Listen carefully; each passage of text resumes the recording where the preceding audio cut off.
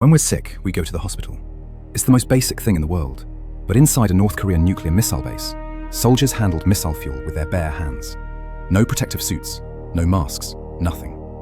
After a launch, technicians doubled over vomiting. Blood ran from their noses. The military doctor had one word for all of it: fatigue. The sick ones weren't treated. They were moved to the back of the base and left there. No IVs, no medicine, just rows of 20-somethings lying on cots. Her brother was one of them. She flew out in a fighter jet. 8 minutes, that was all she had.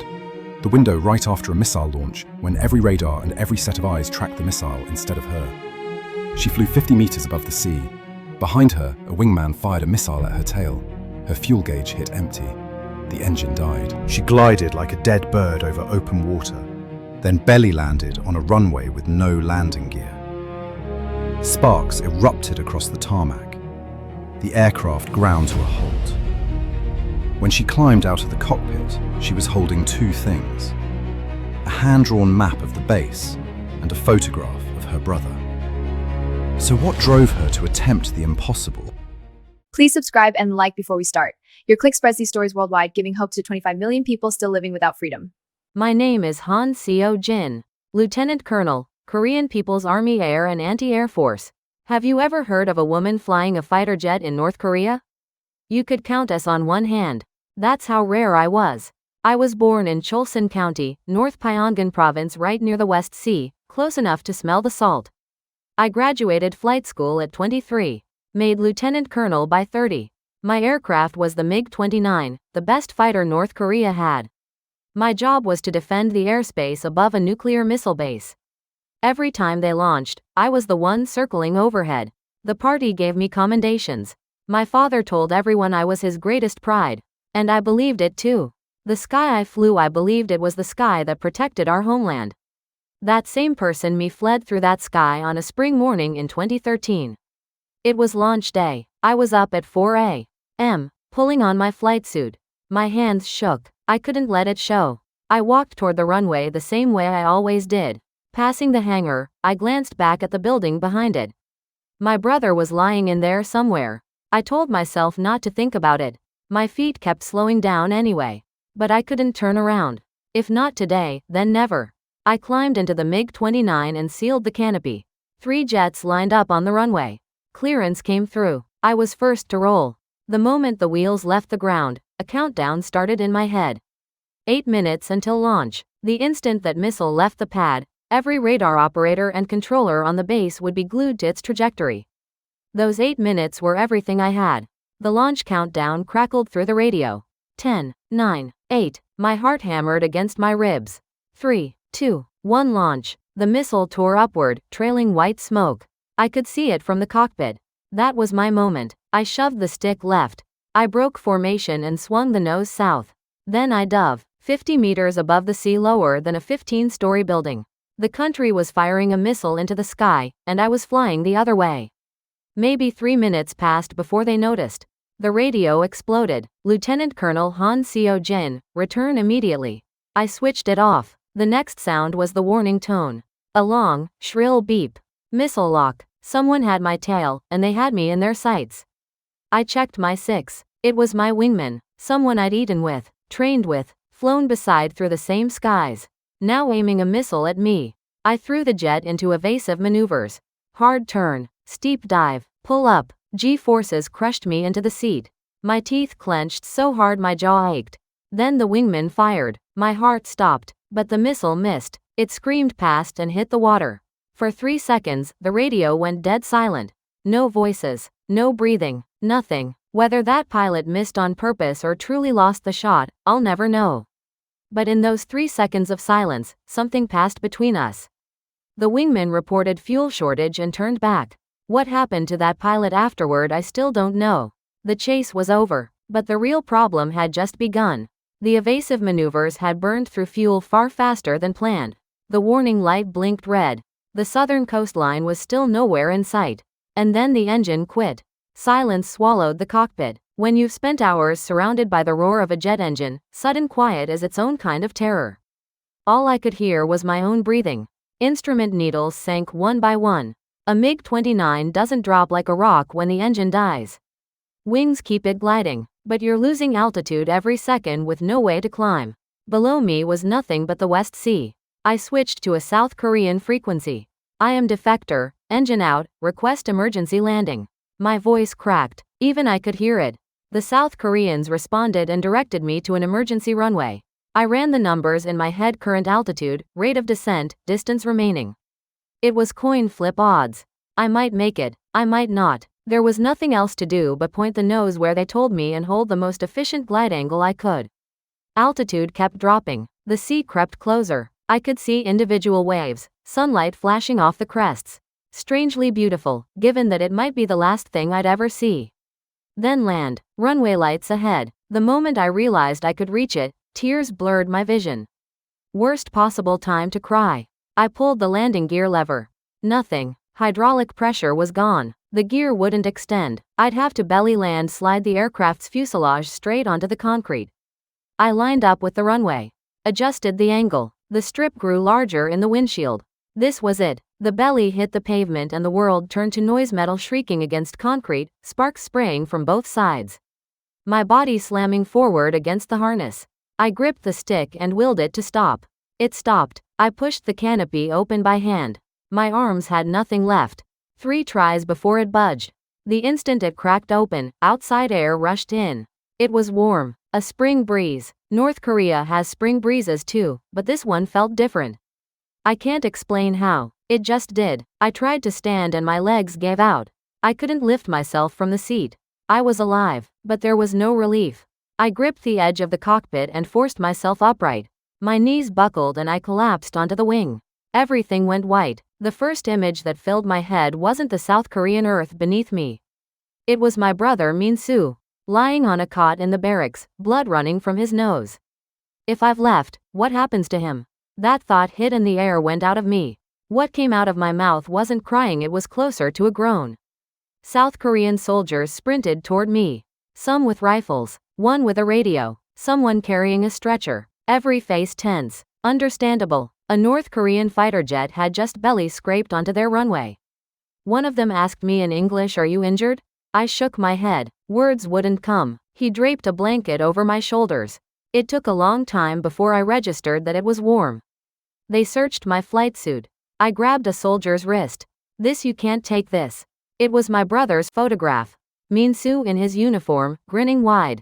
Taken at the base. The only picture of his face I had in the world. The soldier looked at it, looked at me, and nodded. He handed it back. "That photo is still in my wallet." They processed my identity, name, rank, unit, why I'd come. My voice shook as I said the words: Lieutenant Colonel Han Seo-jin, Air and Anti-Air Force. I have defected. Hearing those words leave my own mouth, they didn't sound like mine. Defected. I never knew 2 syllables could weigh that much. They put me in a black van. Said I was going to a protective facility. A window was cracked open. As the van pulled away, the outside world drifted past. Shops with signs crammed with writing. Bright convenience stores. People walking around in the early morning like it was nothing. Nobody standing in line. Nobody with their head down. It felt like stepping inside a television screen. I closed my eyes in the van. Store lights flickered through my eyelids. None of this felt real. I had no idea what tomorrow looked like. But one thing was certain. Everything I knew, I had to tell all of it. That was the only way Min-soo would survive. The facility was a small room. A bed, a desk, a toilet. The window had frosted film, couldn't see out. The door locked from the outside. They called it protection. Honestly, it wasn't much different from a cell. Interrogation started the next day. A place called the Joint Interrogation Center.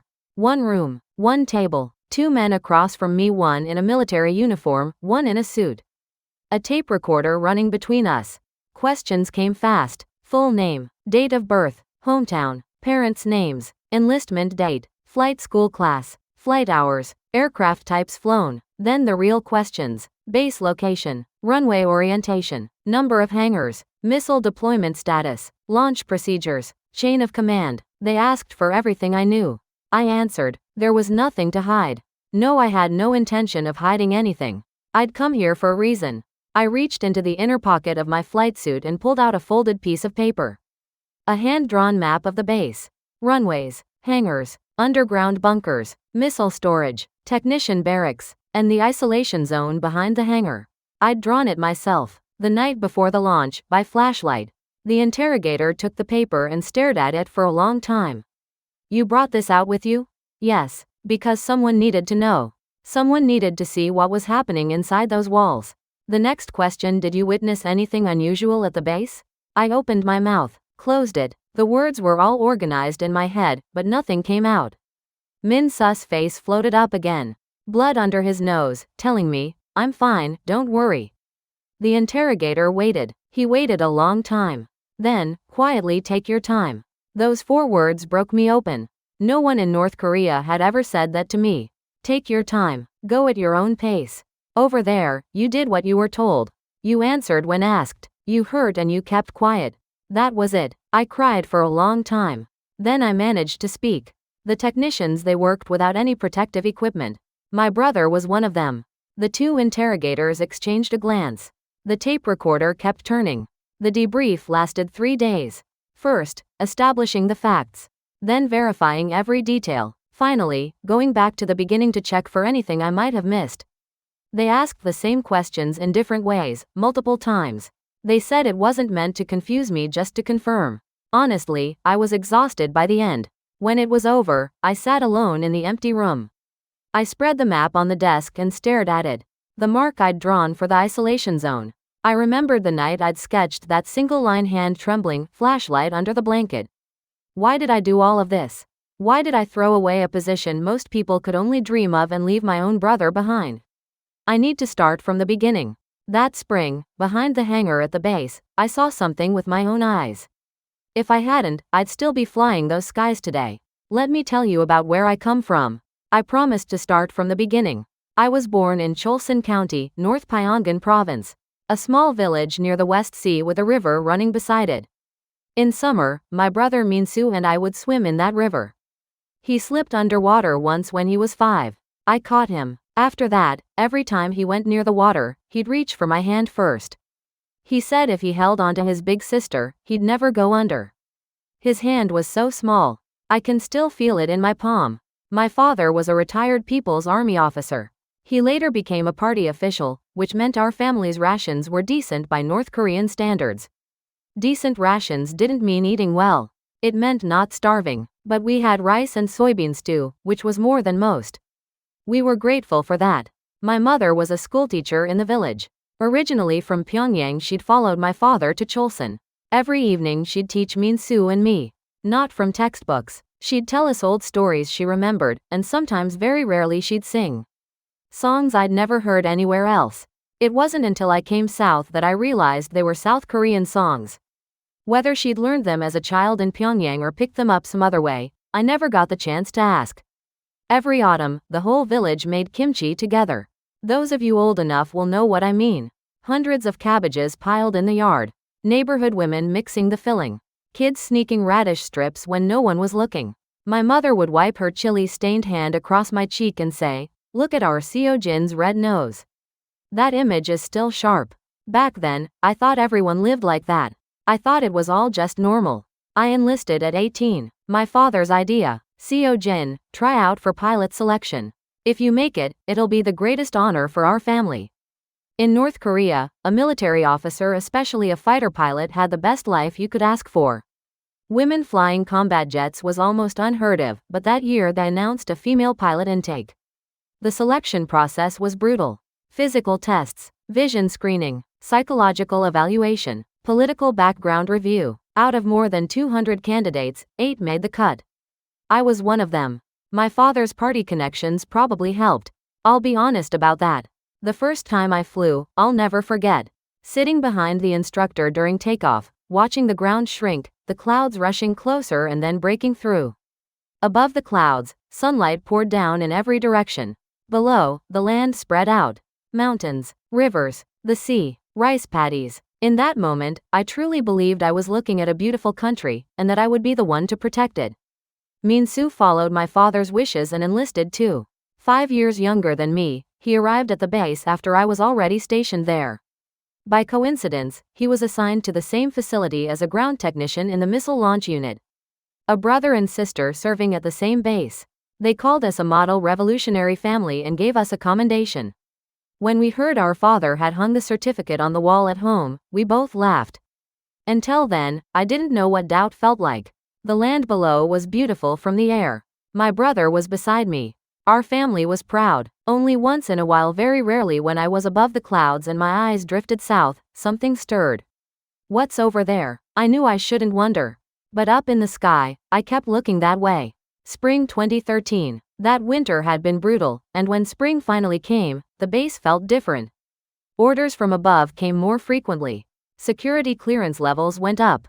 Night shifts increased. Missile launch preparations were underway. I received my mission assignment escort flight on launch day, guarding the skies above the base. But before the launch, I saw the preparation process up close for the first time. I'd always been in the sky. From above, the base looked clean and orderly. A missile being hoisted onto a launch pad was just a large machine doing its work. From the ground, everything changed.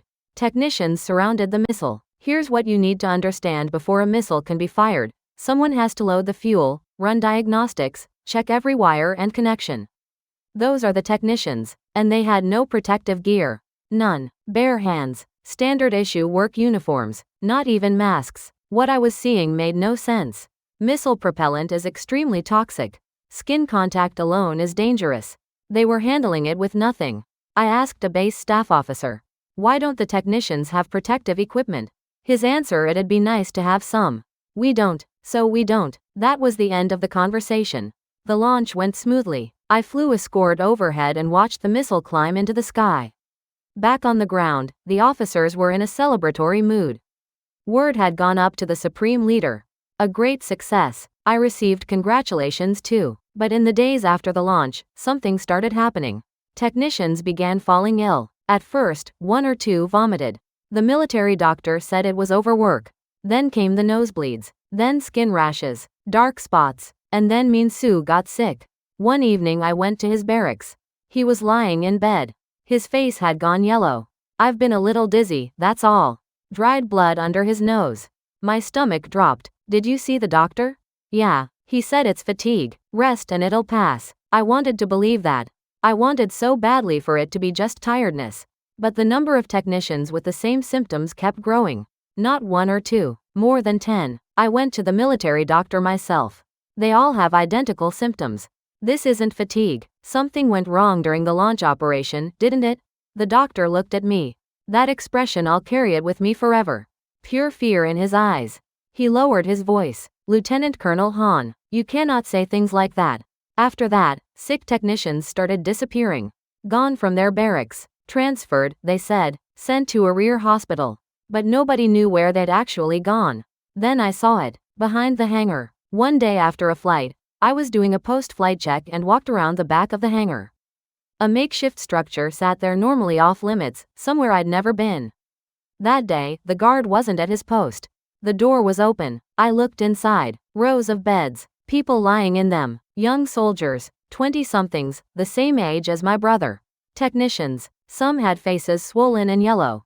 Some had lost patches of hair. No IVs. No medication. Nothing. They were just lying there without any treatment. One of them looked at me. His eyes had no focus. Whether he was alive or already somewhere else entirely, those eyes couldn't tell me.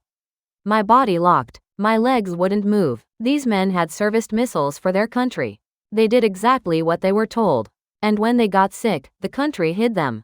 No treatment. Erased. My brother could end up on one of those beds. The moment that thought formed, my mind went blank. This was the country our parents' generation had given their lives to build? A country that uses its own soldiers' kids barely into their 20s like disposable parts? If it were, you standing there, could you close your eyes and walk away? That night in my quarters, I didn't sleep. I stared at the ceiling and thought one thing. I have to get out.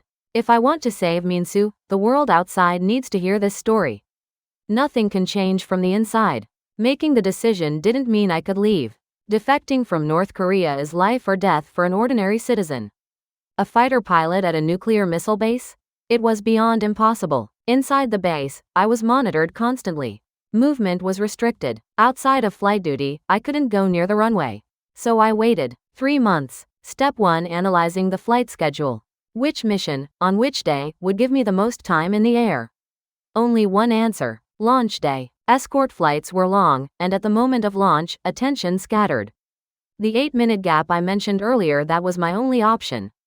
Step 2: Fuel calculations. Could the MiG-29's internal tanks carry me to South Korean airspace in a straight line? At normal altitude, yes. But I'd have to fly at treetop level. Staying off radar meant staying low.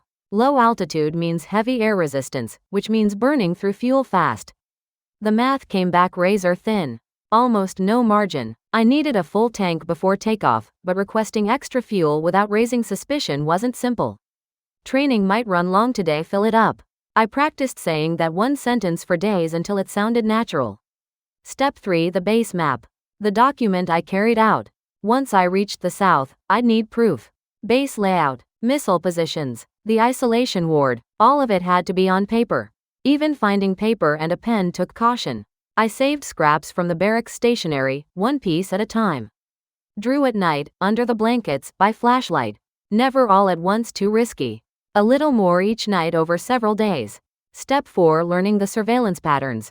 How many security agents from the Bowibu, the political police, were stationed on base? When they rotated shifts, who was watching me? Pilots were classified as high security personnel, so the monitoring was far tighter than for regular soldiers. Every day, I did the same things at the same times. Showed them a predictable pattern. Predictable people get watched less carefully. I was waiting for that one small gap. Through all of this, I said nothing to my brother. That was the hardest part. Min Su's condition was getting worse. He was losing weight. His color was fading. But how do you tell someone, your sister is leaving? Even if I told him, he couldn't come. His body wouldn't survive it. And if he knew about my plan, he'd be destroyed right alongside me. In a country with guilt by association laws, Yunjwahe, where the whole family is punished for one person's crime, if Min Su had known, he was finished. His not knowing was the only thing protecting him. The last night arrived. Tomorrow was launch day. That evening, I went to Min Su's barracks. He was in bed. "Hey, you came." He smiled, but it wasn't the same smile anymore. I said nothing, just sat beside his bed, pressed my hand to his forehead. He was burning up. "What's wrong? Did something happen?" "Nothing. Just wanted to see you. You see me every day." He smiled again. Walking out, I stood in the corridor for a long time. I wanted to go back, hold him, tell him everything, but turning around meant not leaving. I made myself walk. The words stayed inside. "Min Su, I will get this story to the outside world. That's the only way you live." Back in my room, I folded the map into the inner pocket of my flight suit. Next to it, one photograph of Min Su. That was everything I could take. Sleep never came. When the 4 a.m. alarm sounded, my eyes were already open. Spring 2013. Launch day. Dawn. I got up and pulled on my flight suit. My fingers trembled on the buttons. I touched the inner pocket. The map and Min Su's photo were there. "It's okay. It's okay." I must have repeated it 10 times. Breakfast in the mess hall. I don't remember what I ate. I chewed, but there was no taste. Across the table, my wingman sat eating. He told me, "Good weather today, should be a clean flight." I smiled, the way I always smiled. That was the last thing I ever said to him. Walking to the runway, I took one last look around the base. Hangar, control tower, and behind them, the technician barracks. Min Su was in there somewhere. My pace tried to slow. I forced my legs to keep moving. I climbed into the MiG-29. The ground crew reported full fuel. Good. Everything I could get was in the tank. Canopy sealed. Instrument check. Fuel level. Engine status. Weapons didn't matter. No one I was aiming at today. A person running doesn't need a gun. 3 jets on the runway, side by side. Clearance granted. Rolling. Speed building. Wheels left the pavement and my head cleared. The trembling stopped. Strange, once I was in the sky, calm settled over me. This was my world. Up here, I knew more than anyone. The formation held in a holding pattern above the base. Below, the countdown began. Numbers came through the radio. 10, 9, 8, 7. My pulse surged again. 8 minutes starts now. 6, 5, 4. Hands tight on the stick. 3, 2, 1. Launch. The missile ripped off the pad and climbed. White smoke trailed behind it, visible from the cockpit. In that instant, I pushed the stick left. Out of formation, nose turning south, altitude dropping simultaneously. Not a second to waste. 50 meters above the sea. Water streaking past directly below. Close enough to make out each wave. At this altitude, radar couldn't easily track me. One wrong move and I'd be in the water. 1 minute, 2, 3. Control tower still hadn't noticed. Every eye was locked on the missile's trajectory. 4 minutes, 5. My heart had climbed into my throat. Just a little more, just a little longer. Minute 6. The radio erupted. Lieutenant Colonel Han Seo-jin. Report your position immediately. They knew, but I'd bought 6 minutes. I killed the radio. From this point on, I was alone. Minute 7. The warning system screamed. Missile lock. Someone behind me had a tone. No time to look back, straight into evasive maneuvers. Hard turn, hard dive. G-forces flattened me. My field of vision narrowed to a tunnel. A sound on the frequency. Breathing. The pursuing pilot's breathing. Whoever it was, they were shaking too. Someone who'd trained beside me. Eaten beside me. Flown the same skies. And now had orders to shoot me down. The missile fired. The warning tone peaked. I threw everything I had into the turn. And it passed. Missed. The missile streaked past and slammed into the sea. 3 seconds of dead silence on the radio. Not a word, not a breath. Those 3 seconds stretched into something infinite. A deliberate miss or a genuine one, I don't know. I'll never know. But something lived inside that silence. I believe that. The wingman reported fuel insufficient, returning to base. The pursuit was over. I exhaled. Only then did I realize I'd been holding my breath the entire time.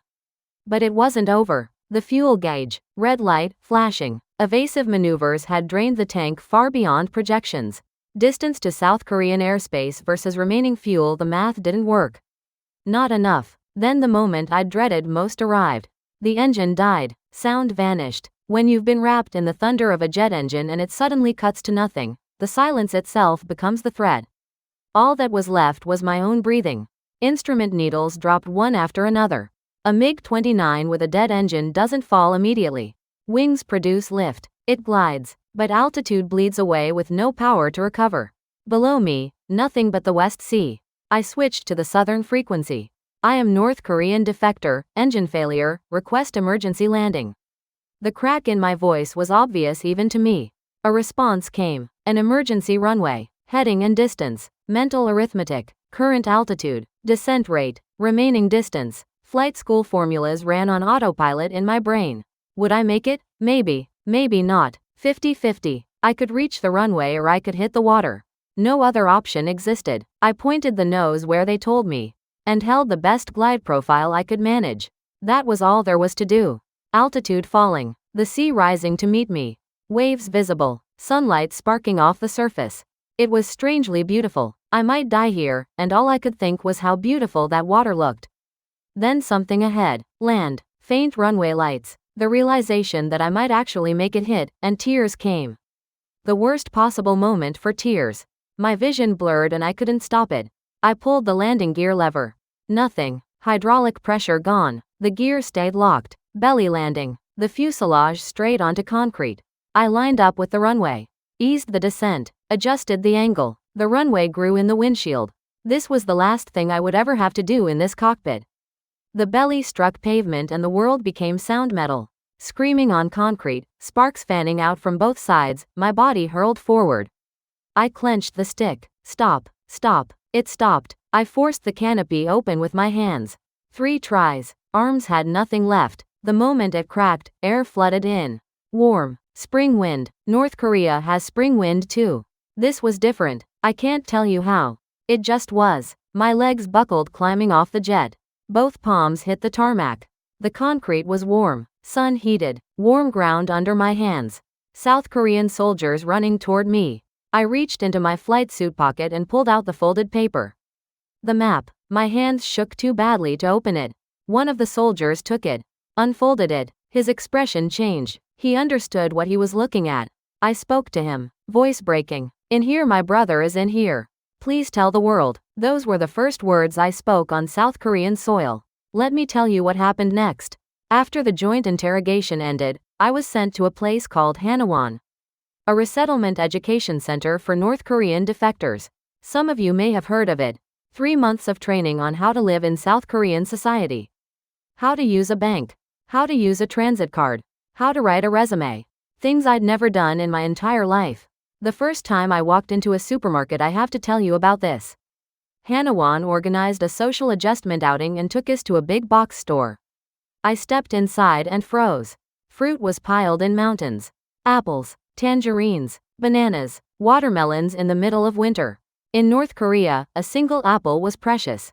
Rations never included fruit. You could buy some at the Jongmadang, the informal markets, if you had enough money. But for most people, fruit appeared only on holidays. Here, anyone could walk in and grab whatever they wanted. A woman next to me was tapping a watermelon, picking the best one. I stood and watched her for what must have been minutes. The day I received my first paycheck that stays with me too. After Hanawan, I got a small settlement stipend and rented a tiny room. Finding work wasn't easy. What exactly does a MiG-29 pilot do in South Korea? I started washing dishes at a restaurant. The hands that once flew a fighter jet were scrubbing plates. Was my pride wounded? Honestly, no. Working and being paid for it. Using money I'd earned to buy what I wanted. That simple, obvious thing was brand new to me. You want to know what I bought with my first paycheck?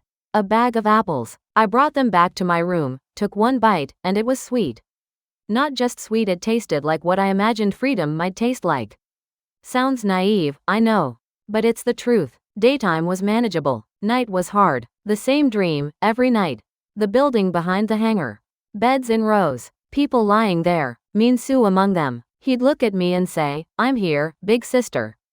I'd reach for him and my hand would pass through empty air. I'd wake up with a soaked pillow. Months of this. Month after month. I tried to find out what happened to Min-soo. Through defector support organizations, through brokers on the Chinese side, through anyone who might have information from near the base. Nothing came back. Whether he was alive, whether he'd been moved, total silence. What terrified me most was the possibility that after my defection, Yunjwahae guilt by association had come down on him. In North Korea, when one family member escapes, those left behind are punished. That's how it works. That guilt was the heaviest thing I carried. I'd left to survive, but by leaving, I may have made everything worse for him. Every night, that thought closed around my chest until I couldn't breathe. One thing gave me a shred of purpose. What I'd brought out mattered. The base map and my testimony passed through intelligence channels and reached the outside world. The fact that technicians worked on missiles without protective equipment. The fact that sick soldiers were isolated and abandoned. That information helped expose the human rights conditions inside North Korea's nuclear facilities. At least to some degree. I can't verify the full impact personally, but that's what I was told. And I still believe it was the way to help Min-soo. When the world is watching, they can't do whatever they want behind those walls. Time passed. Slowly, I adjusted. From dishwashing, I moved to an administrative assistant position. At a logistics company. South Korean spelling rules are different from North Korean ones. And I made mistakes constantly on paperwork. The colleague sitting next to me would correct them with a red pen, saying, "It's fine, you'll pick it up fast." Those words meant more than she could have known. In North Korea, making a mistake meant getting punished. Here, someone told me mistakes were okay. The first time I boarded an airplane after leaving the military. I was 35, a commercial flight to Jeju Island. Sitting in a passenger seat instead of a cockpit, looking out the window. When we broke through the clouds, the sky was the same. The sky above North Korea and the sky here, above the clouds, looked identical. Same sky, completely different worlds beneath it. I cried. Crying on an airplane probably looked strange to the people around me. I couldn't help it. Today I volunteer as a counselor for newly arrived defectors. People who crossed over the way I did, confused in their first days in the South. Unable to sleep at night, crushed by guilt. I listen to their stories. Because I've lived it, I understand what they're feeling. It's okay. Take your time. The words someone said to me in that interrogation room. Now I say them to others. Thank you for listening to such a long story. Sometimes I look up at the sky. When I hear an airplane, I lift my head. Somewhere up there, someone is flying right now. Over North Korean skies. Over these skies. The sky isn't divided. Only the ground is divided. The sky is all one piece. Min-soo, your sister is waiting here. The sky connects us. We will meet again. Thank you, all of you, for staying with me through this story. If you've made it to the end, A single comment letting me know would mean the world.